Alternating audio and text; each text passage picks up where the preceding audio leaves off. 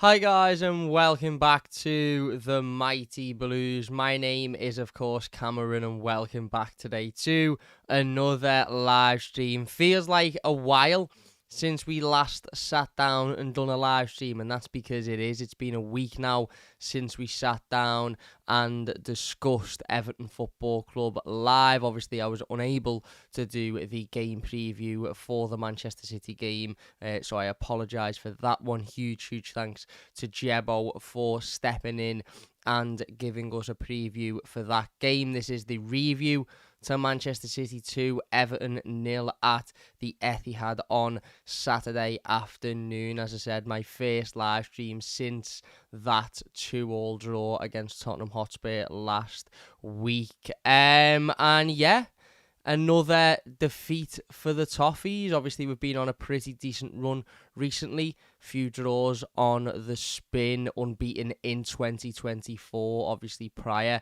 to Saturday's game. But whenever you face Manchester City, especially Manchester City away from home, and especially Manchester City at this time of year,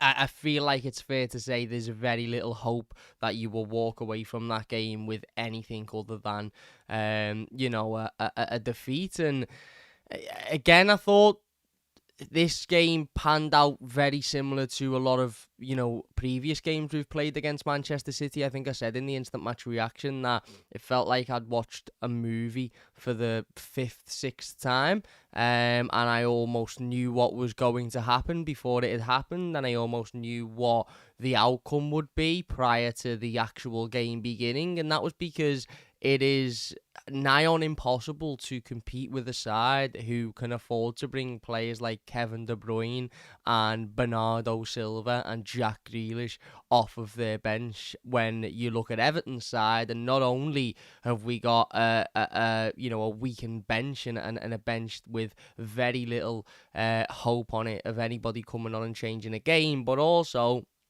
you look at our starting 11, and we had 38-year-old Ashley Young playing in midfield. We had a lone player playing the other side of him. We had a £1 million centre-back partnership in there. So, listen, Manchester City aren't by any sense of the imagination an invincible side, and they aren't by any sense of the imagination an unbeatable side. They've shown that already at times this season, but what they are is unequivocally the best footballing team in the world. And when they are even at 40%, maybe even 30%, they're still more than good enough to beat the majority of the sides in this league. And that is A, quite evident, and B, a clear representation that the Premier League's rule book and financial rules and profit and sustainability rules, there's that made up word again, sustainability, which just doesn't exist. I'm not having that sustainability is even a real word, especially not in the context that is being used by the Premier League. It shows that they obviously make absolutely no sense and are completely flawed, because you've got one side that can't even afford to go and bring a player in on loan in January to bolster their chances of staying in the Premier League and to avoid having to play 38-year-old players on the wing. And you've got another team who, okay, have been hugely successful and won everything there is to win, and I get it. I absolutely get it 100%, but it just doesn't sit right with me. It just doesn't feel right that both of those two sides on Saturday play in the same league, in the same area of the country, and yet are so polar opposite in terms of not only the playing side of things, but also in terms of what they can and cannot do with within the Premier League rulebook. And that, for me, is why it doesn't make any sense whatsoever. But like I said, in order to beat Manchester City for a side like Everton, you are having to rely on them having a really poor day at the office. And, you used to be able to sit here and talk about Everton coming up against the top sides in the country, be it Man United at the time, be it, Liverpool, where at times when I was growing up, Chelsea at times when I was growing up, and you'd always feel like the probability of Everton winning those games, be it home or away, were maybe not, huge, but you still had a feeling that there's an opportunity to win those games. We beat Manchester United a number of times at Goodison when they were at their real pomp. We obviously, had beaten Chelsea a number of times as well, beating Chelsea away from home. We'd won, a few derbies growing up as well. We were able to beat those sides, even if it wasn't a frequent occasion, and even if we weren't anywhere near as good as those sides, where we were still able to turn up on any given day and win that game, because that's what Premier League football used to be like back then. You never the magic around Premier League football and the big sort of pulling points, towards audiences and fans, was that you never know who's going to win a game of football. You could have the best team in the league go up against the worst team in the league, and the worst team in the league could comfortably win the game. And some people will argue that that is still the case now. I would completely disagree and say that it absolutely isn't, because the only way Manchester City are losing a game of football to anybody that isn't Liverpool or probably Arsenal at this moment is if they have an absolutely horrendous day at the office. There used to be a term, if you catch them on a bad day at the office, you might potentially get a good result. Manchester City can have a bad day at the office. They had a bad day at the office on Saturday. They didn't have a shot on target for 70 minutes. Everton kept them hugely at bay for the entirety of the first half. Yes, okay, they had all of the possession, and yes, okay, it wasn't like Everton were going up the other end and creating opportunities, but we still nullified them to absolutely nothing in terms of production and in terms of final product. They didn't have a shot on target for the entirety of the first 45 minutes. So Everton were able to catch them on an off day and were able to play and perform in a way to counter what Manchester City were trying to do. But 15-20 years ago, we may have been able to do that for 90 minutes and come away with a positive result. We may have been able to even hit them on the counter attack and get a goal. It just doesn't work like that anymore. We would have had to have catch Manchester City on a real horrendous day for them, where they were at 5-10% and weren't able to get any better. We had Manchester City probably at 20-30% on Saturday, and all as they did was bring £300 million worth of players off the bench, and all of a sudden they got one opportunity, they scored it, and then they ran away with it. And the reason I say this is like a film is because I've seen this so many times over the years, and the Blues says we did beat Arsenal last season, to be fair. I know, mate, but Arsenal aren't even in the same stratosphere as Manchester City. I know that I think they might even be level on points with them now, and Arsenal are having a fantastic season, a fantastic win for them yesterday. But in terms of the quality of their squad and the size of their squad and the embarrassment of riches, Arsenal aren't even in the same stratosphere as Manchester City. They just aren't. So, to see a Manchester City side not quite at 100% and an Everton side doing well and defending well and stopping them from getting forward and really putting a halt on whatever they were trying to do, getting forward to attack, and still lose the game relatively comfortably, is, for me, just a sad indictment of football in this country at the moment. I know they were above City at the time, but they're nowhere near the level of Manchester City. They just aren't. Manchester City now, I don't think will drop another point between now and the end of the season, because that's what they do at this time of year. As I've just said before, it's a nightmare playing Manchester City away from home anyway, but at this time of the season, you may as well not bother turning up. Manchester City will finish 10 points above Arsenal this season. Whether they win the league or not is a completely different thing, but they will finish 10 points above Arsenal this season. 100%.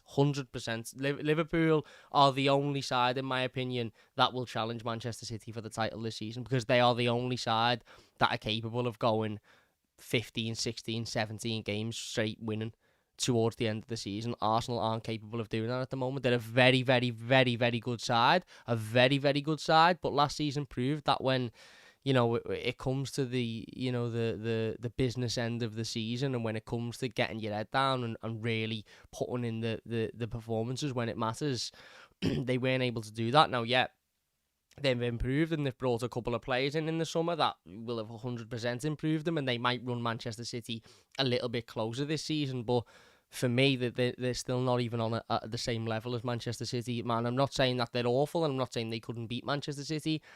I'm just talking about Manchester City's ruthlessness. Your point is exactly what I'm saying. Last season at Goodison, we nullified Arsenal. We stopped them from doing what they wanted to do. We stopped them from being able to play the way they wanted them to play. And we got a goal from a corner, and we were able to defend that lead, and we walked away with a win. Look at Manchester City. We did very similar to Manchester City, and they just turned to the bench and brought 300 million quid on, and we weren't able to cope with it. And as I said before, I've seen that time and time again. Absolutely time and time again. Over the years, I've seen it at Goodison. Earlier on this season, we went 1-0 up. We were doing well. We were halting them. We were keeping them back. We were stopping them from getting any real opportunities on goal. They have one moment. Phil Foden finds a couple of centimetre gap in between two players and squeezes the ball through there into Jordan Pickford. We saw it when they played Brentford last week. Brentford 1-0 up, holding them back. City weren't getting much luck. Brentford make one defensive error, bang, they capitalise on it. All of a sudden, City are 3-1 up and the game's won. And,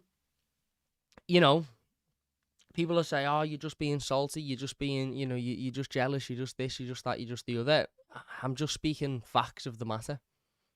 At this time of year, when Manchester City are going for a historical 4 on the spin, they've just come off the back of winning a treble. They've just come off the back of winning the Club World Cup. They've got players like Kevin De Bruyne coming back from injury, players like Erling Haaland there. It's nigh on impossible for teams like Everton to compete in those games. And the most important thing to take from that Manchester City game for me as an Evertonian is for us to not be too disheartened. Now, for me, the worries on Saturday are the worries I've had for months with this Everton side, and that is that our forward line, including the 2 wide midfielders, because I know some people don't like to call them forwards, but including the 2 wide midfielders, are simply not good enough. There's not enough quality in there. Now, whether it's a confidence issue, whether it's a momentum issue, I'm not quite sure, but what they are producing at the moment, and that's any of the players that play across that front line, by the way. Dominic Calvert-Lewin, Beto, Jack Harrison, Dwight McNeil, Arnold Danjuma, Ashley Young, whoever else plays along that side, or up that side of the pitch, barring Abdoulaye Doucouré, who of course is out injured. Everybody else isn't producing to the level we need them to produce. Now, I know some people will say, well, that's just because those players aren't as good as people seem to think they are.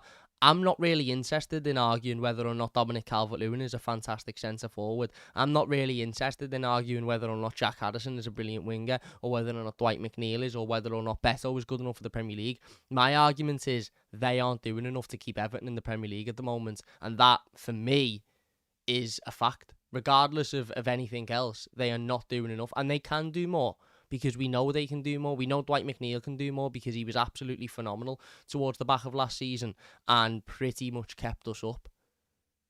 Now, okay, he's not been anywhere near that level this season, and I think I said in our season review to last season that it does worry me a little bit that Dwight might not reach that level again.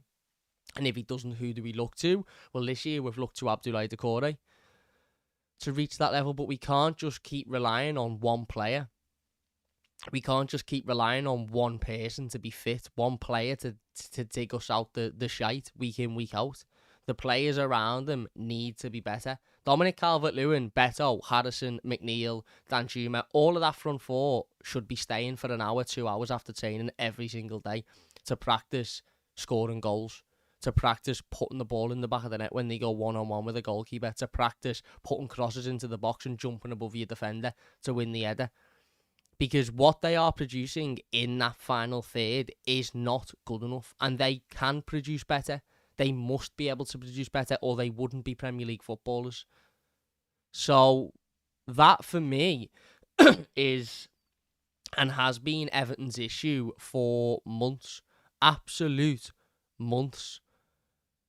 And it was on show again on Saturday. Now, yes, Everton didn't have a massive amount of possession on Saturday. Yes, Everton didn't have, a huge amount of opportunities to score goals or to go on and win the game or whatever else it might be. I'm not by any sense of the imagination trying to say that we dominated or we deserved to win or whatever else it might be. However, we had periods in that game, especially in that first half, more so that first half. The second half, I think we started to get tired, and then they did what they did at Goodison. They did what they did a couple of years ago when it was the same thing. They did what they do frequently to teams, where they're patient, they wait, and they pounce in the last sort of 20 minutes when teams are tired, and when they can bring on, you know, £400 million players off the bench. However, there was moments in that first half where we had possession of the ball and we wasted it. And we wasted it time and time and time again. And we can argue all day whether or not Dominic Calvert-Lewin's a good goal scorer. We can argue all day whether or not Dwight McNeil's a good goal scorer, whether or not Jack Harrison's consistent enough, whether or not Beto's suited for the Premier League. However, there shouldn't be an argument as to whether or not those players can pass a ball 10 yards or can make the right decision, or can know when to pass the ball, or when to keep a hold of it, or when to try and run it down the line. I'm not expecting those forward players to score hat-tricks every week.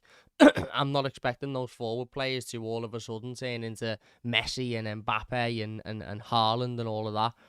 But I'm expecting, when they've got the ball, to just be a little bit more comfortable with it.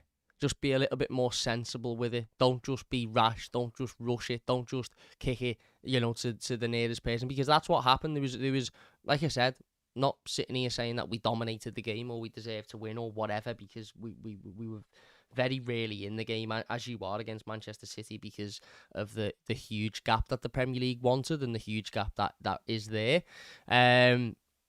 But it is frustrating when you see us defend so well for 45 minutes. You know, Brandwaite and Tarkowski almost flawless for the entirety of the first half. Both fullbacks doing their job, you know, to the point that they need them to do. Garner Gay, you know, absolutely brilliant again.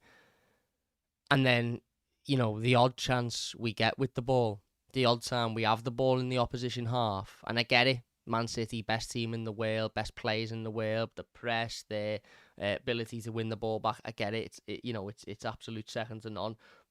The pressure and the and the quality that they have, Manchester City, is unbelievable. I get it, but it's no excuse for players not being able to pass the ball 5 yards. It's no excuse for players making really, really poor decisions. And I was speaking to my dad yesterday, actually, about the game, and he made a really interesting point that I hadn't thought about until this moment. And some of you might say, "Oh, well, you know what? It's a pointless thing to bring up," but I think it's interesting. Manchester City didn't have a shot on target until their opening goal, I don't believe, which was the 71st minute, Erling Haaland scored their opening goal. Come from a corner, which should never have been a corner, but there you go. That's Everton's luck for you at the moment. But anyway, corner comes in, ball's bobbling about, drops to Erling Haaland, and he obviously blasts it in. Very, very, very similar to the position Jack Harrison was in the first half, when Dominic Calvert-Lewin knocked it over to him and he leant back and blasted the ball about 3 miles over the bar. Now, I'm not saying I expect Jack Harrison to produce the same as what Erling Haaland is producing, but I'm just bringing it up to discuss the moments, the individual moments in games that can change games. And I just don't think we're getting enough from our forward players at the moment. And it's always, you know, you go on social media and you always see, somebody's having a go at Dominic Calvert-Lewin, and then somebody's defending Dom and having a go at Beto instead, or somebody's having a go at Jack Harrison and people are defending Dwight McNeil. The reality of the situation is Everton have got 2 centre forwards at the moment, one of whom is absolutely brand new to this league in this country, and whether you want to debate whether or not he's good enough or whether or not he deserves to be judged because he's not played enough football, or whatever you want to judge him, whatever you want to say about Beto, the reality is, here and now, he is not good enough for Everton to be able to rely on. If you said to me now, Cam, if Everton have got to rely on Beto between now and the end of the season to score you goals, to win you games, would you be confident Everton will stay up? I wouldn't say yes. However, I wouldn't say yes about Dominic Calvert-Lewin either.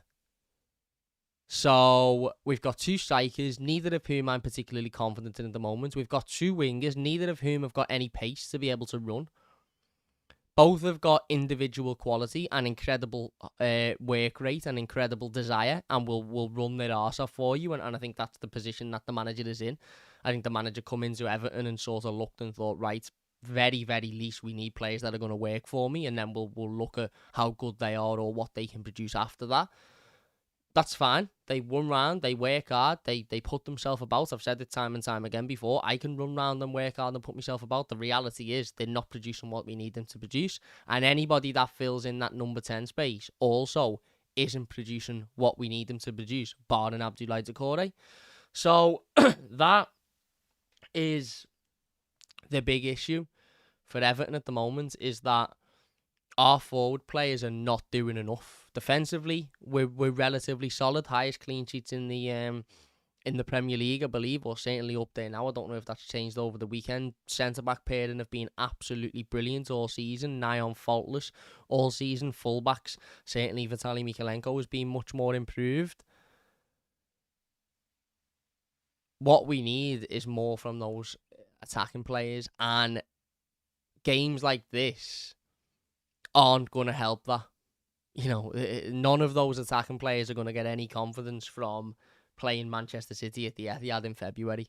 They're not. They're not going to get any confidence from playing Spurs twice in the space of a month. They're not. I think the fixtures we've had of late haven't been particularly favourable. We've played Aston Villa, who were a side that were in the top four when we played them. We've obviously played Crystal Palace a couple of times. We've played Fulham away from home, which isn't an easy game. We've played Spurs at Goodison, again another team within the top four, and we've obviously played Manchester City away. Now, the difficult fixtures don't stop there.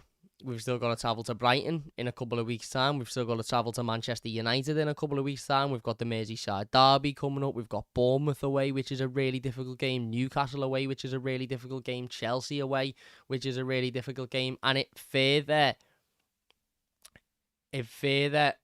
exaggerates our need to win the home games that we've got coming up. And even though we've got a number of very difficult away games coming up, we've got a number of home games that we simply have to win. And the only way I think we're going to get more from that forward line is by building their confidence up. Because I think the lot of them at the moment are just at rock bottom. None of them seem to be able to go one-on-one with the goalkeeper or get anywhere near the goal and look like they've got any belief in themselves that they're going to score or that they can score. That isn't good. Obviously, that isn't good.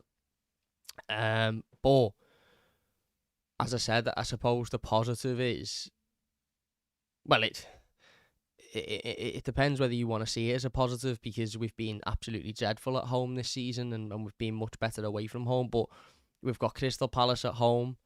Then our next home game is West Ham. Then our next home game is Liverpool. Then our next home game after that is Burnley. Then we've got Forest. Then we've got Brentford. Then we've got Sheffield United.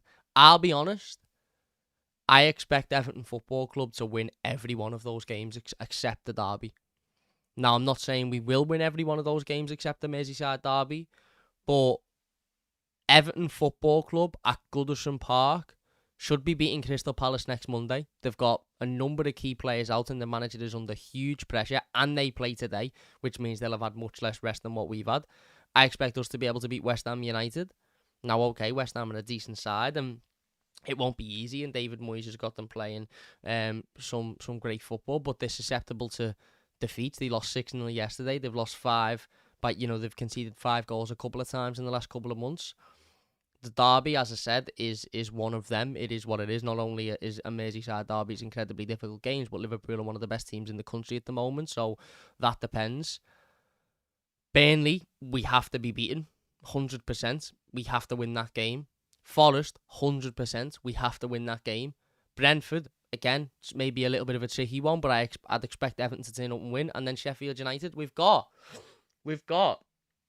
3 teams, maybe even 4 if you class Brentford, but I'm not quite sure about Brentford. Palace as well. Palace and Brentford are 2 sides that are sort of flirting with relegation at the moment, but I don't think they'll be within it come the end of the season. But Burnley, Sheffield United and Forest are 3 sides that will be in and around those relegation places come the end of the season. Absolutely 100% without a shadow of a doubt, they will be in and around those places come the end of the season. And that means that no result other than 3 points is acceptable at Goodison Park. And obviously, we don't know what's happening with the points deduction. We don't know what's happening with the appeal. And I'm sure we'll find out more about that over the next couple of weeks or so. And you know, maybe Everton get all 10 points back and I come on here and do a stream and say, we're safe, you know, happy days. Let's not even worry about the remaining fixtures. But there's every chance we could get no points back. And if that is the case, then it simply is unacceptable to lose to Sheffield United, Nottingham Forest and Burnley at Goodison Park all within April and May when you are in a relegation battle. And I suppose that is the biggest positive to take from this sort of period now, is a lot of those difficult fixtures, especially at Goodison Park, are gone. Now, all the difficult fixtures we've got to play left are away from home, and we have got some tough ones: Brighton, United, Newcastle, Chelsea, etc., etc. Arsenal, obviously, on the final day of the season. And yes, we have been much better away from home than what we have been at home this season. But even though we've been much better away from home than we have been at home this season, there is a much, much higher likelihood that Everton will get more points out of Crystal Palace, West Ham, Liverpool, Burnley, Forest, Brentford and Sheffield United over Brighton, Man United, Newcastle, Bournemouth, Chelsea, Luton and Arsenal. There's much more chance we get more points out of those home games, and that's where the focus needs to be from Sean Dyche now. The focus needs to be on, right, okay, we know how to set up away from home. We absolutely know how to set up away from home. We go away, we're hard to beat, we defend as a unit, we keep our shape. We've been pretty good in every game we've played away from home this season, barring a couple. Wolves away, we were absolutely shocking. Villa away, we were absolutely shocking. Can anybody name me another game of football away from home where Everton were absolutely terrible? We may have lost games away from home, but from my knowledge and my memory, which isn't great, granted, so I'd appreciate some help, other than Wolves and Villa, Everton have been, at the very least, pretty solid away from home in every other game this season. And that is great, because that has been a huge problem for Everton over the years. It has. We've been absolutely terrible away from home pretty much all my lifetime, barring a few years under Moyes and then that Ancelotti season. So that's great that we've managed to sort out a way of being able to play away from home and get results away from home and work hard. And as the Blues says in the comments, Wunderlust says from Wolves and Villa, I don't think so, other than them two. And the Blues says in the comments, I'd rather we played away for the rest of the season. I would much rather that our home games were away games and our away games were home games, because we've got much more winnable games at Goodison than we have away from home, and we are much better away from home than we are at Goodison. But that is where Sean Dyche needs to take his focus now. Sean Dyche needs to look at those remaining fixtures and think, okay, we know we can go away from home and put a robust performance in. Now, whether we win or not is a different. I thought we'd done everything we could on Saturday to beat Manchester City, but we couldn't, because we aren't going to, because we're not in a position to, for various different reasons. But the performance was everything we needed to do to try and get something out of that game. We didn't end up getting something out of that game. It is what it is. The focus now, for me, pardon me, has to be on how the manager can improve our home form, because our home form this season has been absolutely horrific. Defeats to Wolves, defeats to Fulham, defeats to Luton, even the Spurs game of late. Yes, we got a last-minute equaliser and it was great and we all felt brilliant for it, but they were a team that we should have been putting away. Now, I know they're a top four side and people will say, how can you say that when you're 17th and then the top four? I get it. What I'm saying is they had 2 opportunities on that day and scored both of them. And Everton had enough of the ball to be able to create chances and put the ball in the back of the net. But as we've already discussed, that's our biggest problem. Like I said, we've got a number of games coming up at Goodison in the next 3 months before the end of the season that Everton have simply got to win.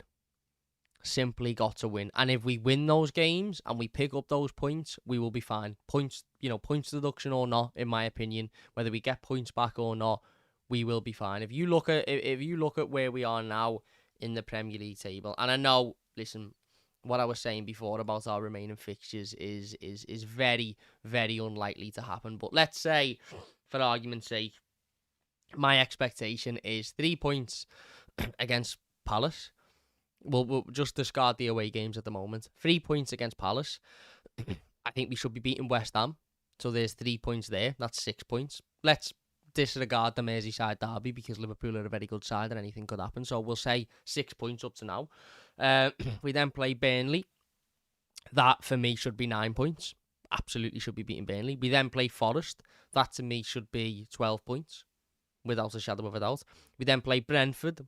Let's say a point there to be reserved, so 13 points, and then Sheffield United at home. That absolutely has to be 3 points, so 16 points.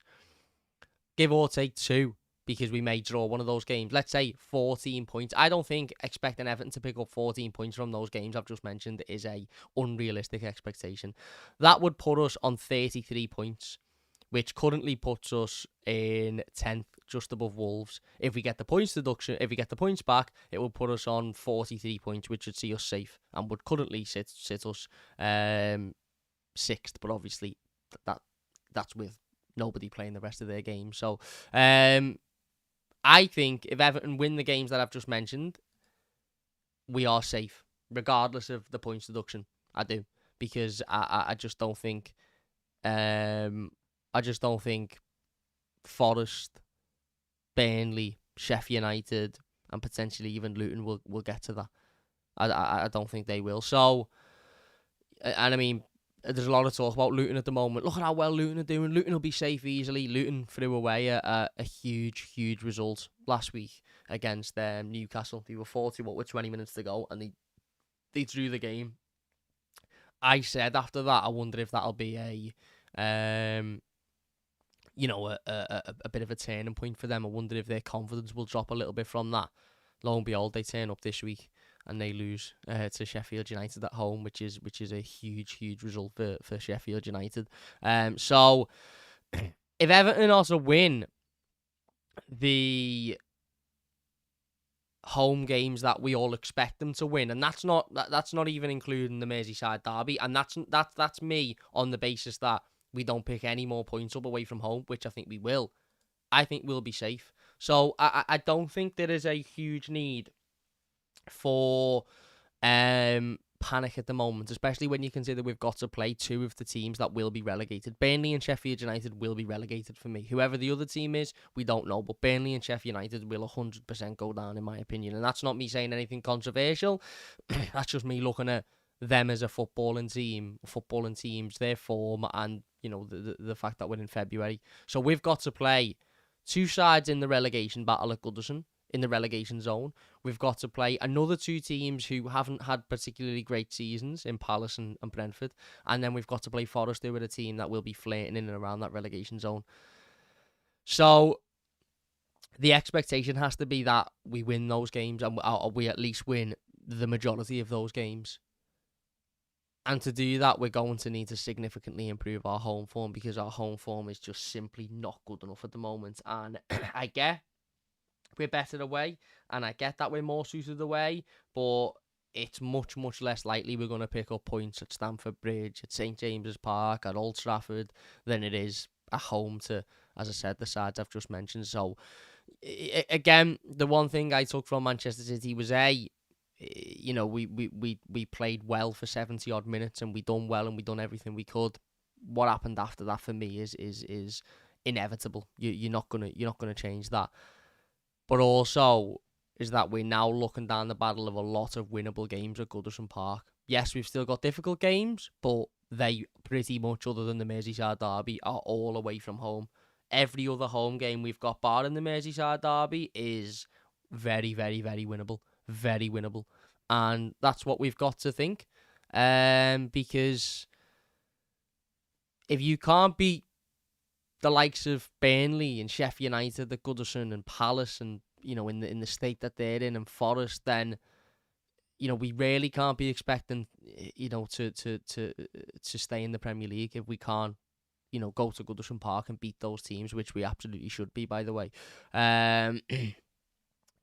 The Blues says, I'm just as worried playing Sheffield United at home than I am going to Stamford Bridge. Not kidding. Well, hopefully the Sheffield United game at Goodison is the final game of the season at Goodison, so hopefully everything's all wrapped up by then and we've got nothing to worry about. But, in this new Premier League, who knows? We might be sitting here in June and get the news that Everton have been given a 40-point deduction and will be relegated. You just never know, because the way this league is run is absolute. It's an absolute disgrace. It's an absolute disgrace. Yeah. So who knows? Who knows? We'll have to wait and see. In terms of Saturday, as I said, for me, I thought Everton were everything we needed to be for 70 minutes. We defended really well. As I said, Tarkowski and Branthwaite were absolutely fabulous in that centre-back partnership. I thought Mikalenko was really, really solid. I thought Ben Godfrey done well as well. Obviously, he had a couple of moments where he was exposed by Jeremy Doku down that left-hand side, obviously our right-hand side. But, again, that isn't anything to be particularly surprised about, given Ben's not played an awful lot of football recently, and Jeremy Doku for me is an absolutely wonderful, wonderful player. I thought the midfield were really solid. I thought Garner Gay was great. I'm not sure James Garner was as involved as I would have wanted him to be. I think he was a little bit absent again in this one, but maybe it was just the case of the team he was playing against.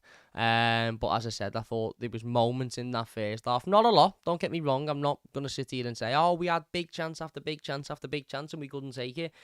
No, but we did have moments where we had the ball, and if we'd have just been a little bit cleverer with it, if we'd just been a little bit more aware of the surroundings, I think we'd have taken a lot of pressure off of ourselves and given us a better opportunity to go and attack and create an opportunity. But there you go, it wasn't to be. And I get it. People will say, yeah, but it's difficult to do that against the best team in the world. They're constantly pressing you. They're constantly at you. They constantly put. I get it. I get it. I just think, like I said before, I said this on Twitter on Saturday, and I got a little bit of backlash from people saying, but City have won every trophy there is to win of late, and they sell more tickets because they've got a bigger ground, and this, that, the other sponsorships, and their shirt sales, etc., etc. I get it. And I'm not saying that I expect Everton to be able to compete with Manchester City. I'm not saying... Well, no, I am saying that. I'm not saying I expect Everton to beat Manchester City. I'm not saying I expect Everton to have the same players that they have, the same quality of players, and be, and earn the same amount of money. I'm not saying that. What I'm saying is there was two sides that played a game of football on Saturday.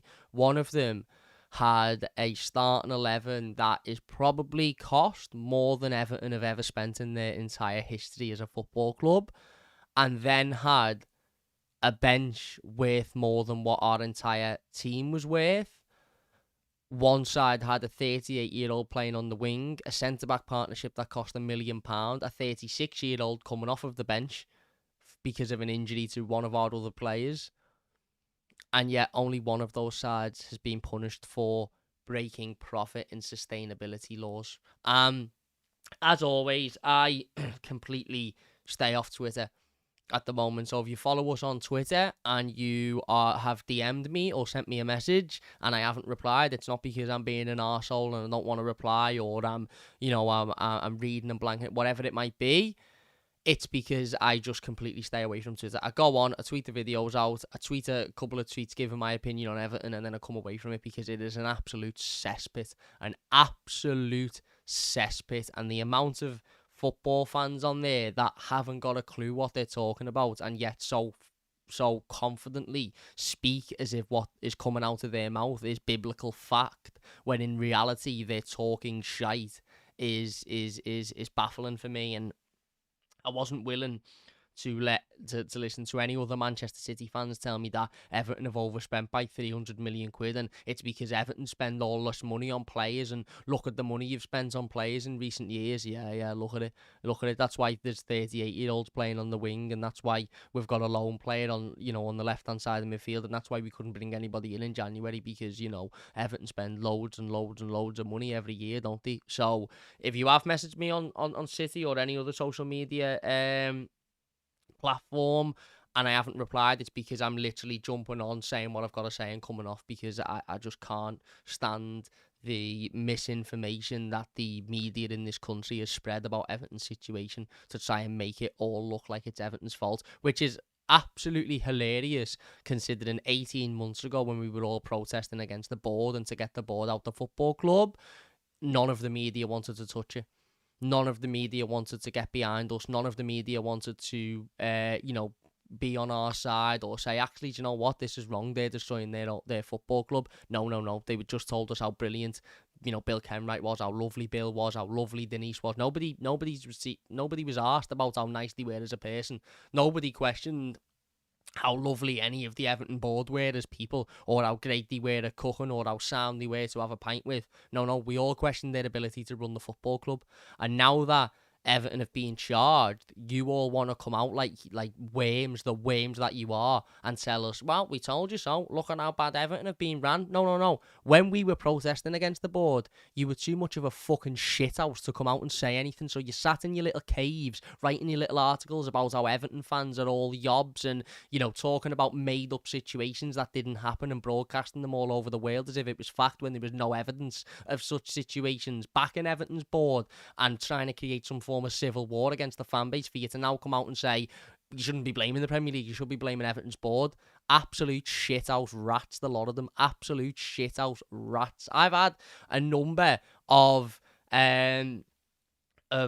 opportunities that I've lost out because of media companies that don't want to go anywhere near me, because I'm not afraid to say how I feel. And that the fact is, that is exactly what it is. So all of these people in the media now, and all of these opposition fans coming out and saying, well, you're this, you're that, you're the other, blame your club, you spent this much, you spent that much, you spent the other much. At the end of the day, when we were all protesting against the board, none of you were interested. None of you were interested. And the football in this country is ruined. Absolutely ruined. It really, really is.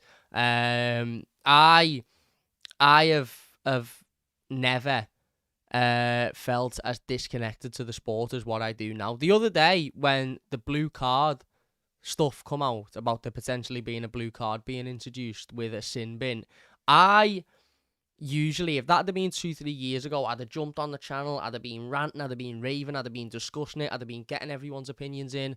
I read it the other day and I just thought, I haven't even got the energy. I haven't even got the energy to discuss it. Because that's what not just Everton, but football has done to me over the years. It's like shred me down and worn me down to a point where I haven't even got the energy to discuss huge changes in the sport anymore. And the tribalism within football is so obvious that opposition fans aren't really interested in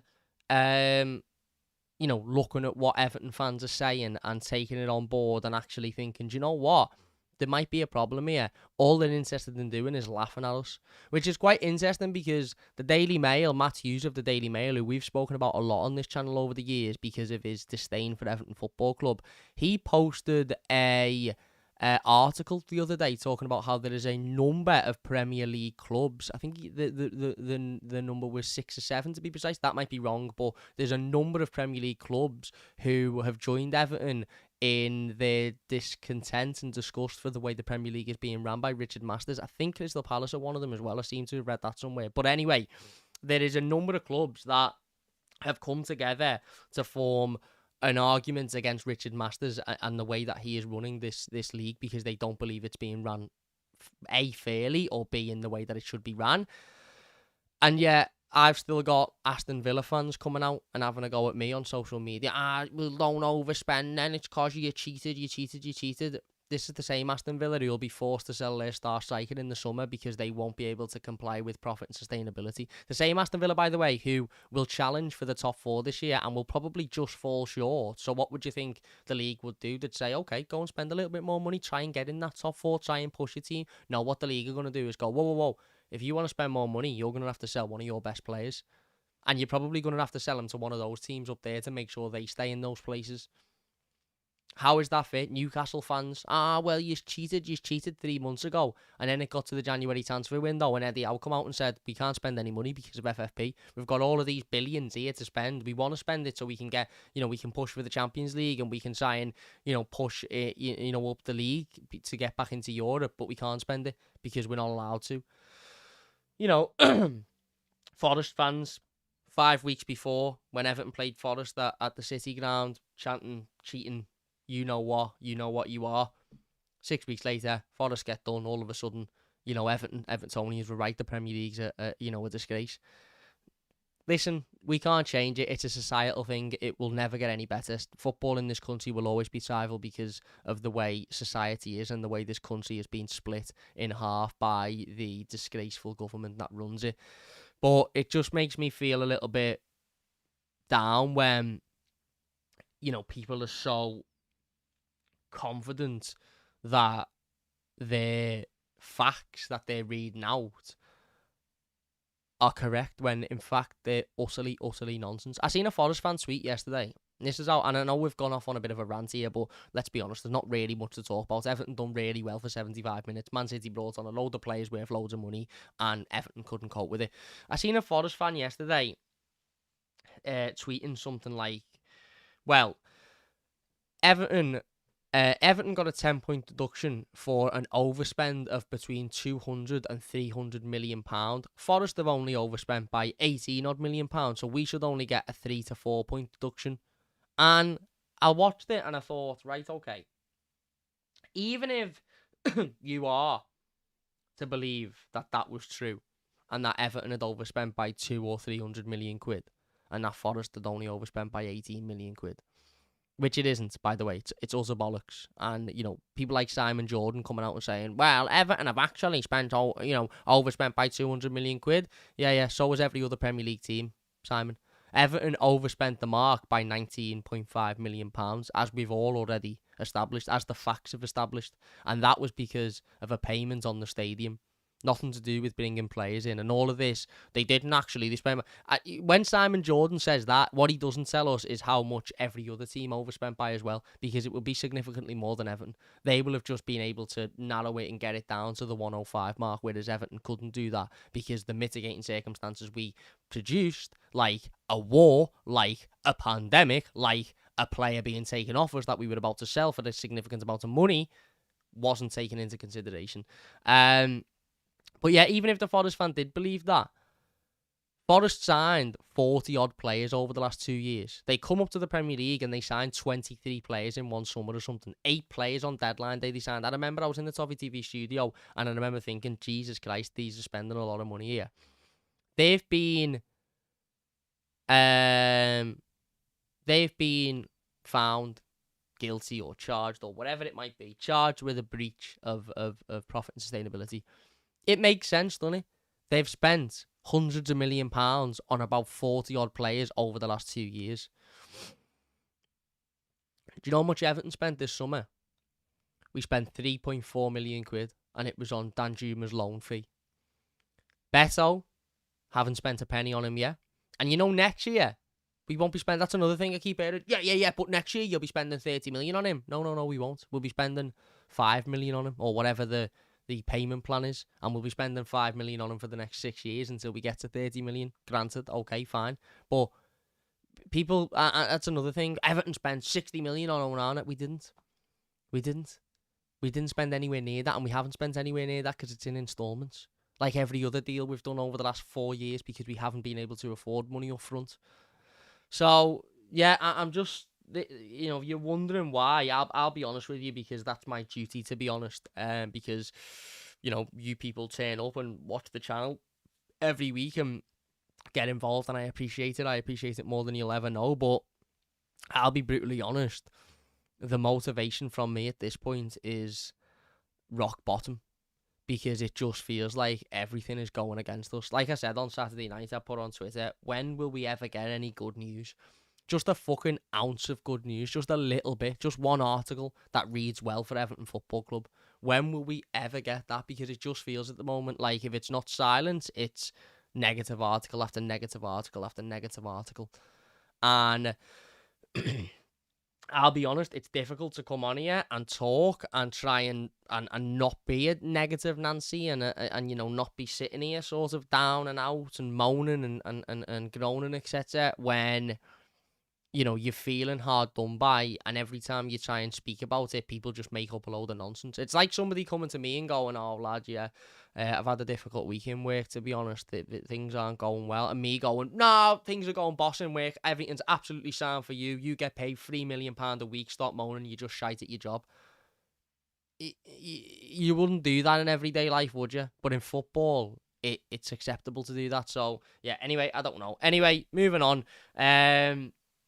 Apologies for the rant there. I just needed to get that off my chest. Maybe I'll feel a little bit better after it. Yeah, like I said, I thought the Blue says, if you only talked about the positives, we'd barely hear from you. That is right. I'd be doing about 2 videos a year. So I suppose that is a positive in itself, that, if I only talked about the positives, there wouldn't be any content on the channel whatsoever. But yeah, as I said, I said it in the instant match reaction on Saturday, and I might have seemed a little bit down and a little bit upset with it, but that was for, not really to do with the game. That was more about the general situation of Everton being deducted points for financial breaches when Everton are playing a 38-year-old in a game of football against a side that are playing a squad worth probably over £1 billion. The actual game in itself, the performance, I was relatively proud with. I've got no problem with Everton going to Manchester City, doing really well for 75 minutes, and then being able to stop the best player in the world probably at the moment from scoring and ultimately losing the game by a couple of goals. Yes, I don't want to lose. Yes, I'm not happy with the loss, and yes, I'm not sitting here saying I'm absolutely buzzing and I'm over the moon. But the reality of the situation is, as I said, for me, it's forget incredibly difficult. It's impossible to beat Manchester City as a side like Everton with the situation Everton in at the moment, unless they absolutely have a stinker. And I'm not talking about they have an off day. I'm not talking about they have a game where they're not quite on it. I'm talking about they have an absolute stinker. If that doesn't happen, you're not winning that game of football, especially not at this time of year when they're so ruthless, Manchester City. So I'm not upset, I'm not angry, I'm not frustrated, I'm not fuming with the performance. As I said before, I think going forward we need to be better, but not because we lost to Manchester City. I'm not sitting here fuming because we lost. Me worry is those home games we spoke about earlier on in the season. We've got a number of not winnable home games we have to win. We've got no choice but to win, and I worry that the forward line aren't going to be good enough in those games. Forget not being good enough against Manchester City. I'm not bothered. It is what it is. It's those games that I worry about, and that's why if I was Dyche, I'd have all of those forward players in for an hour or two after training to really focus for this upcoming few months of the season. Talking about the goals, like I said, GB's first one probably shouldn't have been a corner. Falls to Haaland, sort of 12 yards out from goal. He's putting that in the back of the net 100 times out of 100. Second one, is on the counter-attack. There's not much we can do. Jared gets pushed off the ball fairly easily, yes, but for the rest of the game, he was a 10 out of 10. For the rest of the game, he was fantastic, and I'm not going to hold him against, losing a one-on-one with the best striker in world football at the moment.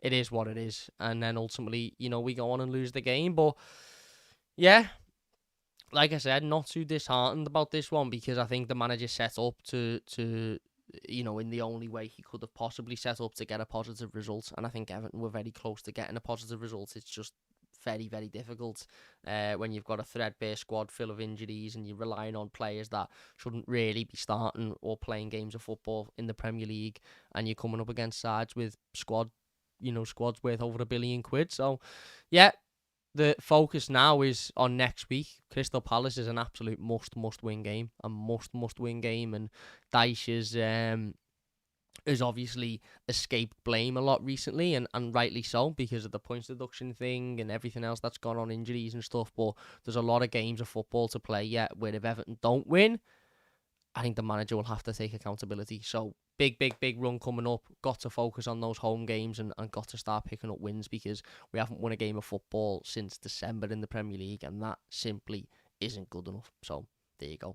Anyway, we're going to leave it there. If you've enjoyed it, please hit the like button. It does only take a second if you are new. Don't forget to subscribe. Massive thank you for all the support as well. I know I've been a little bit off with the content recently and it's not been quite as frequent, but I really do appreciate the support. I'm just going through a bit of a difficult time with it all at the moment, because I'm just not feeling very optimistic with things, and I'm sort of getting to that point where it's like I'd rather just spend my weekends chilling with the missus than stressing over Everton. But it's just a period in time. I get over it. When we win a game, that's what we need. That's what we all need. I need it. You all need it. The Blues, Wanderlust, everyone in the comments needs it. Everyone watching as a video, and obviously the players and the manager need it as well. We all need us to just win a game. The moment we win a game, smiles will be back on faces, confidence will be up, everything will be fine. But as I said, until that moment, or the points deduction, announcements, if we get an announcement over the next 48 hours or few days that Everton have got all the points back, I'll be dead happy. So,